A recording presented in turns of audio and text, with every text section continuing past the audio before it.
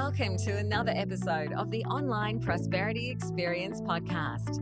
You're about to hear your host, Prosper Taravinga's powerful digital marketing strategies and actionable tactics that you can use right now. Prosper has helped more than 50,000 people from over 10 countries to create meaningful businesses that are profitable and enjoyable. Listen to this podcast so that you too can build your own business with less stress and overwhelm. Let's get started.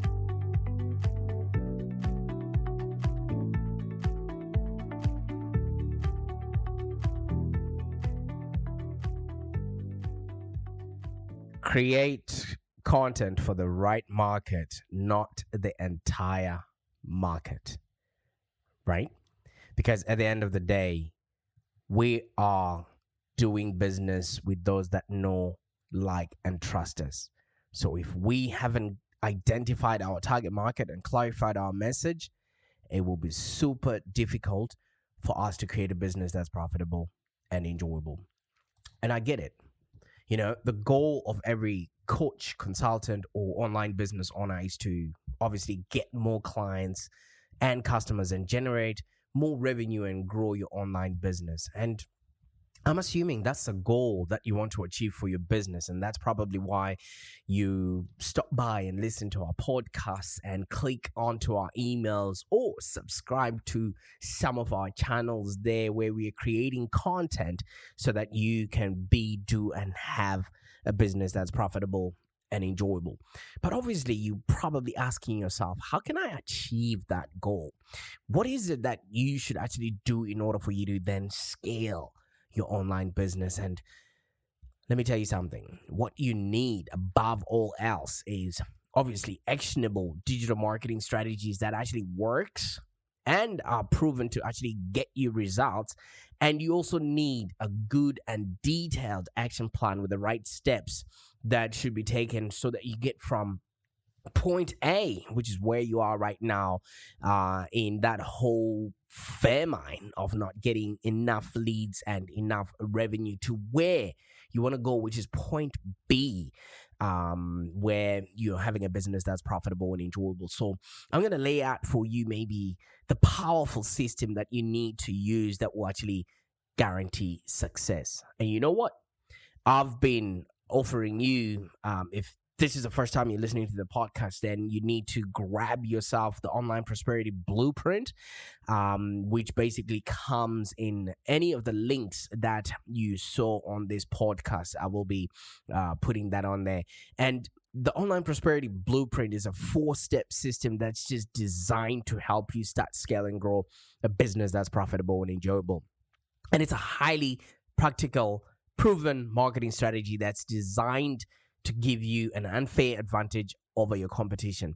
So you're guaranteed to get qualified leads, generate more revenue, and maybe travel the world if that's your thing. And in short, the aim of this blueprint is to take your online business to the next level.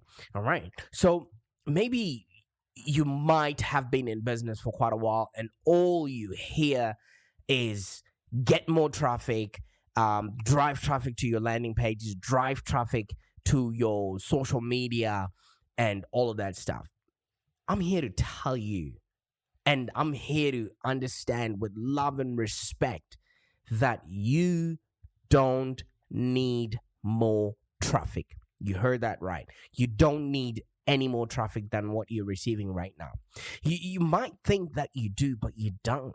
You know, people that are SEO agents, I mean, I must also admit, when I started with this search engine optimization stuff, I thought the whole point was to just drive as much traffic to any website. And, you know, the KPI that a lot of us use is, oh, look at this, how your keywords are ranking and how much traffic you could possibly be getting, you know, on these pages, etc., etc.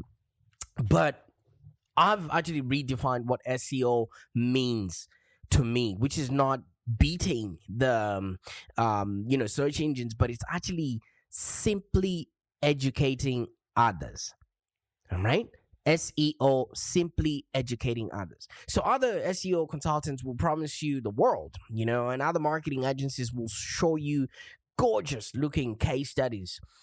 Look, we increased X, Y, and Z traffic by 1,050%. We increased, your competitors' traffic by so much, and we can do the same for you. You might also read blog post after blog post after blog post promising you that if you just do X, Y, and Z, you'll be top of, whatever list. Or if you do certain things, you will be driving traffic from your social media and your traffic will explode, just like a majestic fireworks made out of money, all of those things. And maybe your business problems will be solved. And after all, we've been brainwashed for understanding and thinking and hoping that all we just needed was traffic to whatever properties that we had. And you might even say so, in a journal that you put up in 2014. About how you were gonna increase or improve the traffic that went to your website. Long are those days gone, and I want you to scratch that out. Like I said earlier on, you do not want more traffic. In fact, sometimes you might actually need less traffic, because what you need is quality over the quantity that's now running amok on our social media or our websites right now. I can understand your BS radar is going haywire right now, because you're thinking, wait a minute, so if I don't get traffic, then how are people going to know what it is that I sell, and how am I going to convert whatever traffic that comes to our website? And I'm going to repeat this: you do not want more traffic. Okay. In fact, like I said, sometimes you actually want less. Let me run this by you, and I want you to see why it's now very important for you to actually look at this in a different way. Imagine, if you will, that you run a daycare. And please, I'm not going to be listening to anyone who says, oh, I've never had kids, or I can't have kids, and then that becomes an issue. Let's just use this as an example. Imagine you run a daycare and your daycare isn't making the kind of revenues that you want. So you decide to invest maybe in a new strategy. And that new strategy is free beer. Okay, you possibly were just walking in your town and you noticed that a bar was offering free beer, and you're like, you know what? I'll use this strategy for my daycare. So you go out. What do? You're like, yep, this is it. This is the thing that is going to be, raising my revenues, because it's doing the same at the pub that you were, and you probably saw people buying everything, during happy hour, So you paint a sign on the front lawn, you install a few kegs, and you start pouring. And the next thing you know, you're swimming in foot traffic. Obviously, who wouldn't want free beer? There are people everywhere, some of them are tripping over toys. Some are actually sleeping in the baby cribs and scaring all the kids. And you've made a complete mess of the front yard, and the other people that are having the free beer are also making a complete mess of the bathroom too. Have you ever been to like a kindergarten or like a daycare center? The bathrooms are all designed for kids. So obviously the people that are drunk might lose their aim, so to speak. So now you're spending a lot of time trying to hustle all those people that are drunk out of the door. And, you want them to stop pouring the tap. And soon the kids are now running with scissors, and they're cutting each other's hair during the happy hour, So you would notice that it's expensive to keep buying beer, washing floors, and explaining to the existing parents why their kids come back home smelling like beer, But hey, one or two large parents signed up throughout this free beer exercise, and two of their kids are now at your daycare. That's a minor victory, but at what cost? All right, the cost of you revamping the place, the cost of you cleaning up after the mess of all the other people, and Also, other parents taking their kids away because they don't trust people that are drunk around their kids and they don't understand what it is that you're now doing. So this is what happens when you put focus on traffic for traffic's sake. If you just bring in people that have got nothing to do with what you're offering and not even going to be able to pay, not willing and able to actually purchase from you, then what is the whole point? It's like you just bringing, these free boozers to your daycare. I mean, you can wind up with a lot of nice looking numbers and spend countless hours of admin trying to vet these leads and trying to get them to convert, but traffic on its own is just worthless. It's the things, it's just the things that the traffic is supposed to do, that make it valuable. All right. Leads, sales, and brand advocates. These are what you actually want more of. All right. The fallacy here is that more traffic will definitely lead to more of those things. And that's completely wrong. All right. If the person was never going to buy from you anyway, there's no way, no matter how much you market to them, are they going to turn around and become your customer. All right. And you get more of those things when you increase targeted traffic. When you've identified your actual target market and you've clarified your message, then you start bringing in the right kind of people with the right kind of pain who will actually then be able to buy your service. So as you notice, quality trumps quantity, and strategic marketing means understanding the buyer, the person who you literally need to reach out to, because people will never listen to marketing that is not directed at them. And when it comes to most things in life, I'll definitely take quality over quantity any day. And I'm supposing that's the same with you. You're not listening this just simply because, there's maybe 500 different episodes or not. It's the quality of information that is, keeping you pay attention. If I wasn't giving out valuable information, that would have been grand opening, grand closing for this podcast. All right. So that also includes your business prospects.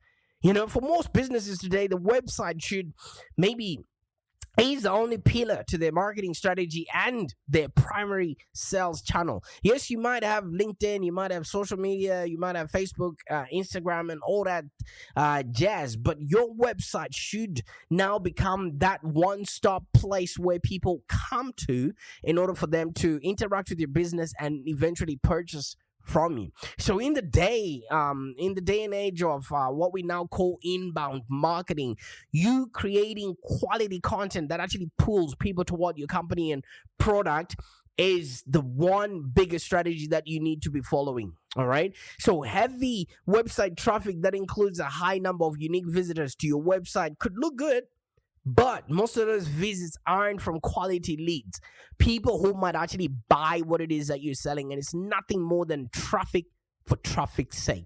So for you to get quality leads, you have to know exactly who your ideal client is, and you need to develop what's called a buyer persona for your ideal client.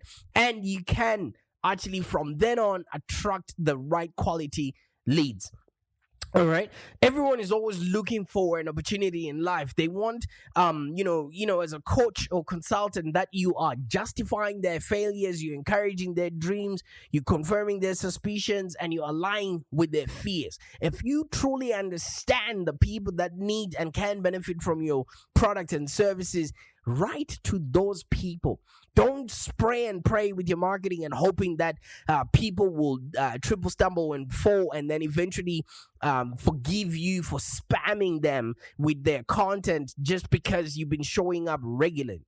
I think in our age, it's super easy for you to reach out to just about anyone. We've got 3 degrees of separation instead of the 6. You can literally write the queen an email, but is she going to come and be a student of whatever consultation that you're putting out there or whatever training that you're putting out there? So we need to specify and be sure who it is that we're trying to reach out to, okay? In the inbound marketing space, all right, HubSpot seems to have put themselves out there as the as the authority in the inbound marketing space, and they define a buyer persona as somebody who is holistic and follows your ideals. All right. What they say is a buyer persona are holistic ideals of what your customer really is like inside and out. That persona should encompass their goals, their challenges, their pain points, common objections to products and services, as well as their personal and demographic information that is shared amongst, all the members of a particular customer type. All right. So your personas are the people around whom your whole business is built.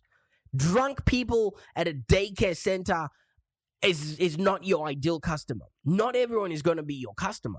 So buyer personas are a crucial component for you to actually have a successful inbound marketing and for you to provide valuable information to these people for them to make informed decisions whether you are the right kind of person for them to then convert and buy your stuff.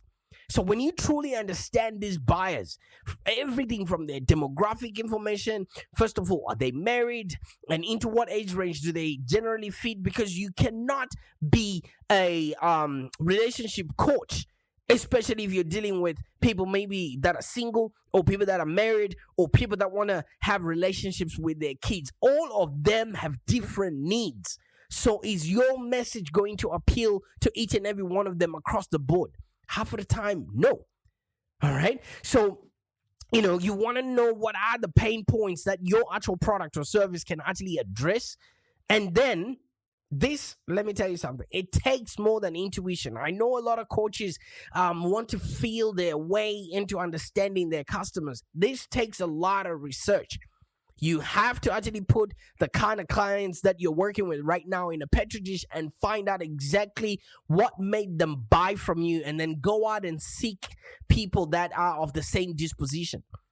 I mean, although your experience with particular industries or people should, largely inform what personas you're going to be attracting, your assumptions about who the decision makers in these areas need not to be from you just because you vibe with them. It has to be out of an actual need. What do they need, and how can your product or service satisfy this?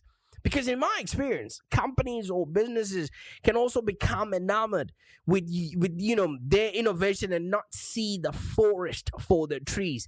They get caught up in their product and they live within their product and forget who it is that they're creating all of this for. So you have to understand the market. And it takes a lot of experience. And it may take even a few interviews and, for you to talk to these decision makers that you're trying to reach out. And it might sound like I'm spitting out marketing 101, but many businesses, coaches, and consultants, they plow ahead with just good, innovative products and services that are potential game changers, of course. But unfortunately, we get paid in direct proportion to the value that we bring to the marketplace. If you have the best product which is not giving value to the marketplace that you're trying to reach out to, then you hear crickets. And unfortunately, the market to which you're trying to sell them is either isn't ready for those products, or they don't see it in the same way that you look at it.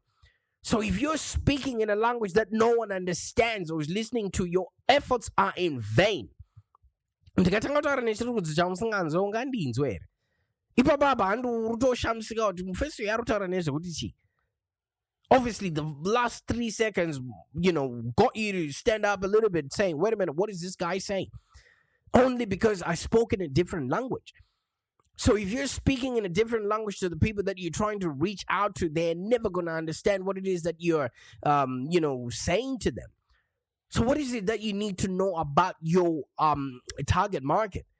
A few pieces of information, involve maybe the job level, the demographies, what does the day in their life look like? Because there's no way you can send out an email at 6 p.m. hoping that a marketing manager will come across it or will see it. You need to know what it is that they value. What are their pain points? What can you actually help them with? And you need to help them by actually helping them so that they can actually see that this particular problem can be solved with their particular situation, not just a cookie cutter setup. What is it that they actually value? Where are they getting their information? How are they learning or discovering about their problem? Because at any given moment, each and every one of our customers is already on a buyer's journey. They might just not know it yet. So what experience are they looking for with the services that you're offering? And what is their most common objective to their services? Because if they really need what you want, they would have gotten onto it already.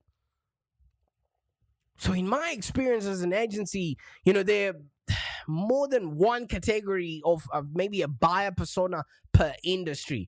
For example, although the CEO is the ultimate decision maker, and maybe the persona you should actually develop and target, other executives within the industry, maybe like a HR person or maybe the accountant, have actual decision-making power. So you need to be developing information and content that actually targets them as well.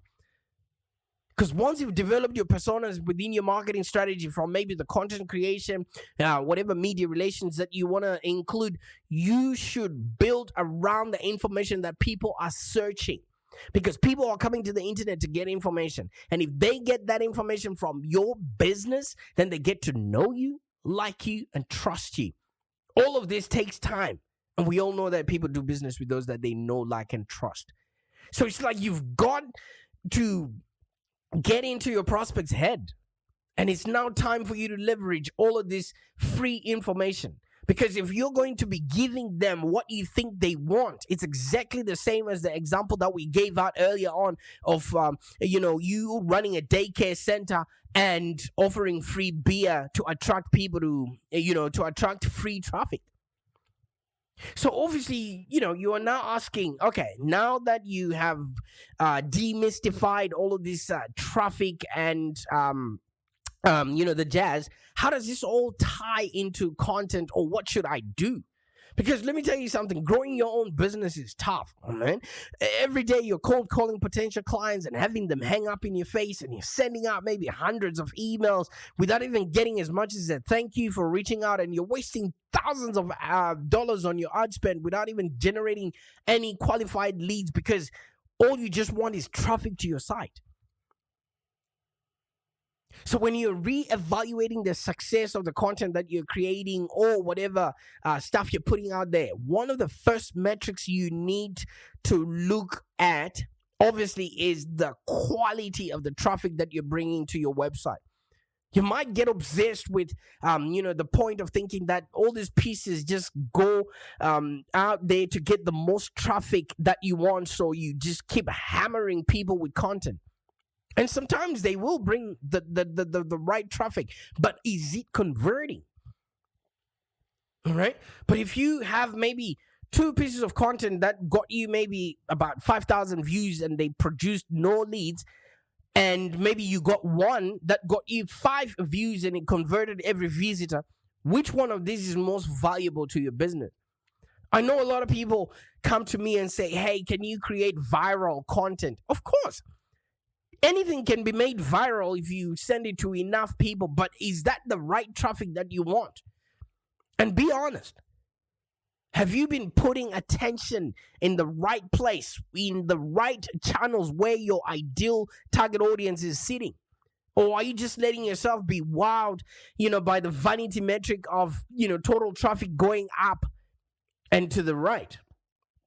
Because most of us are just wanting how many people are liking and commenting on our posts. And if you notice, half of the people that are liking and commenting are usually maybe industry people or people that we network with, or our parents who just don't want us to fail.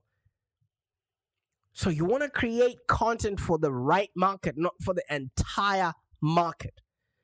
And there's a few ways, this actually plays into your marketing so that your business is actually profitable and enjoyable. The first thing you need to organize is to actually clarify your marketing message. Clarify your message. Now, this is going to bake itself into everything that you're going to do, from your web copy to your newsletters to your emails and everything else that you do, even your social media posts. Because a lot of, businesses that operate in fear will not try to paint out with a really strict look at, we just want the right people. They want to just spray and pray with their message, because they're worried about trying to capture every possible customer they wind up, that winds up on their website. Because the benefits obviously will be no targeted leads come through. Benefits are not specific. The language they use is not directed to the right people that they're after. And their leads can't self-identify within seconds of reading. Have you ever noticed that in anything that we put out there, we actually say attention coaches and consultants? I don't care even if coaches are not going to convert. I want them to know that all the information that I'm putting out there is directed at them. At least one day they will be like, you know what? At least this guy is consistent. So leads need to self-identify within seconds of reading. Everybody is not your customer. Because if nobody knows what you can do for them, they are not going to buy. Nobody knows if what you do is actually for them. And because you haven't tried to make it, you've tried to make it all for everyone. If you reach out to the whole market, you are reaching out to no one. So great copy is a product of actually defining your market, which means being exclusive. You want to speak loud and clear to the people with the money to spend, instead of trying to be everybody else's consultant or coach out there. And the second thing after this is your content marketing efforts. Because there's a huge attraction for businesses towards the idea of creating something that will be viral and something that has mass appeal. And for some situations, it could be the right thing, because then it creates brand awareness. But obviously, if people know who you are they're going to buy from you eventually. So if your business is looking for the best return in your marketing budget, dropping money into major content, that is aimed at non-specific markets or any niches, is just like throwing free beer at a kindergarten. It will be better for you to create content that will go maybe bonkers or bananas within a small target market. The guys with the actual money to spend and an actual problem that you can solve. Something 100% applicable to their needs and the stage of whatever they are in their buying cycle. And you need to have known about this, and not intuitively just because it felt good when you were creating the copy. Okay, and this is the last call, and this one is on the house, since we are having the free beer analogy. See, all this talk about beer has made this Australian very thirsty. So let's sum it up. And hey, maybe we could clink glasses sometime. I drink whiskey, so if that's your thing, reach out, and then maybe we can sit down and have a conversation around this. All right? So in conclusion, you want better targeted traffic, not just more traffic or traffic for traffic's sake. Sometimes earning better quality traffic and more money, it actually means reducing the amount of incoming traffic by being exclusive to your market. We are digital marketing agencies that literally can help anyone, but we specifically want to work with coaches and consultants and small business owners, because that's the kind of people that we think are the right kind of people for the solutions that we have.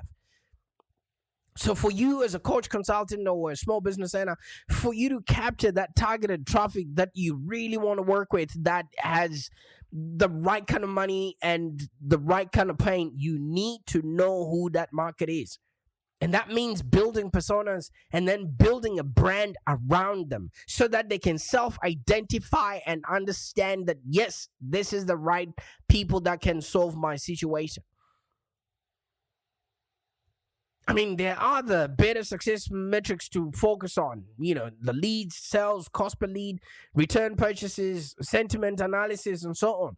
Don't get distracted by traffic, for traffic's sake, because that's like just a shiny disco ball. You never know where the light is coming from. you know? So you don't need more traffic. You might think you do, but you don't. All you want to do is educate people on how you can actually help them and play the long game. And trust me, if you do this, you will have a business that's profitable and enjoyable. Bye for now. Thank you for joining us today. If you have any questions, let's continue the conversation in the Live Long Digital community. Become a Live Long Digital community member today. This community is for ambitious entrepreneurs and small business owners with the drive to take control of the future of their businesses and achieve huge success without stress and overwhelm. As you heard, Prosper can help you by teaching you marketing strategies that work. So look no further than the Live Long Digital community of entrepreneurs and highly successful business owners. Join our community today. Find us on www.community.livelongdigital.com.au. Network with other driven entrepreneurs and find the expert guidance you need to take your business to the next level. www.community.livelongdigital.com.au